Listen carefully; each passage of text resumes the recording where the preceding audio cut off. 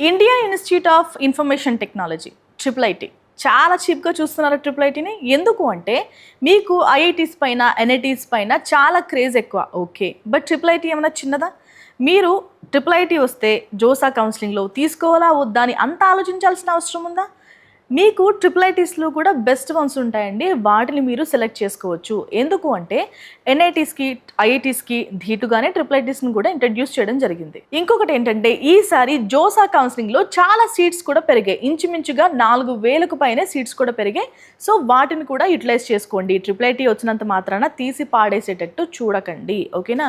మీకు ఎక్కువ ఆలోచించాల్సిన విషయం ఏంటంటే ఏ ఇన్స్టిట్యూట్లో ఏ బ్రాంచ్లో చదివితే మంచి ప్లేస్మెంట్స్ వస్తాయి, ఏ ఇన్స్టిట్యూట్లో నాకు నచ్చిన బ్రాంచ్ చదివితే ఎలా ప్లేస్ అవ్వగలుగుతాను, ఓకేనా? ఇలా ఆలోచించుకోండి.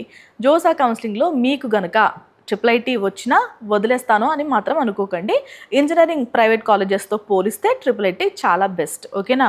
మీకు ఇంకా దగ్గరగా కావాలి అలా అనుకుంటే మీకు దగ్గరగా ఉన్న IIITస్ని పెట్టుకోండి. హైదరాబాద్లో ఉంది, ఇడుపులపాయలో ఉంది, కాంచీపురం, శ్రీ సిటీ. నార్త్లో వద్దనుకుంటే ఓకే, బట్ సౌత్లో చాలా IIITస్ ఉన్నాయి కదా, మీరు వస్తే తీసుకోండి. ఎందుకు చెప్తానంటే చాలామంది పేరెంట్స్ను IIIT వస్తే ఇదైతే చిన్నగా చూస్తారండి, కాస్త ప్రెస్టేజ్ ఇష్యూ. మాకు ఎన్ఐటీస్ ఐఐటీస్ అయితే బెస్ట్ ఉంటుంది, మళ్ళీ ఆప్షన్స్ మార్చుకుంటా ఉంటున్నారు. IIITస్ కూడా చాలా బెస్ట్ అండి, వస్తే వదలొద్దు, ఓకేనా?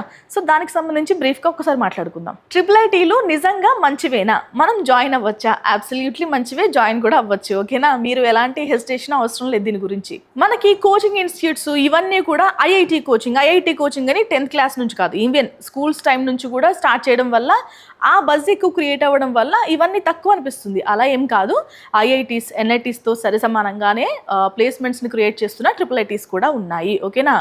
ఓవర్ బజ్ అవ్వడం వల్లే మనకు అలా అనిపిస్తూ ఉంటాయి, ఓకేనా? దీని గురించి ఎక్కువ ఎవరు మాట్లాడరు కాబట్టి IIITస్ గురించి కూడా తెలుసుకోండి. మారుతున్న సమాజంలో చాలా టాపిక్స్ అనేవి ఇన్క్లూడ్ చేసి టీచ్ చేయాల్సిన అవసరం ఉంటుంది. సో వాటిని ఎలా కదపకుండా, ఐఐటీస్ని ఎన్ఐటీస్ని కదపకుండా IIITస్ని ఇంట్రడ్యూస్ చేయడం అయితే జరిగింది. సో కరికులం ఎలా ఉంది, సిలబస్ ఎలా ఉంటుంది, నేను తీసుకున్న బ్రాంచ్ సిలబస్ ఎలా ఉంటుంది, ప్లేస్మెంట్స్ ఎలా ఉంటున్నాయి, ఆ హిస్టరీ ఒకసారి చెక్ చేసుకుంటూ ఉండాలి. మనకి అల్టిమేట్గా కావాల్సింది ఏంటి? చదువుకున్నానన్న సాటిస్ఫాక్షన్, ప్లేస్మెంట్, ఓకేనా? ఇక్కడ IIITస్లో ఎలా ఉన్నాయి ప్లేస్మెంట్స్, దాని గురించి అయితే ఆలోచించండి, ఓకేనా? ప్రెస్టేజ్ అనేది తర్వాత ఎవరు చూస్తారు? ఇప్పుడు వన్స్ మీరు జాయిన్ అయిపోయింది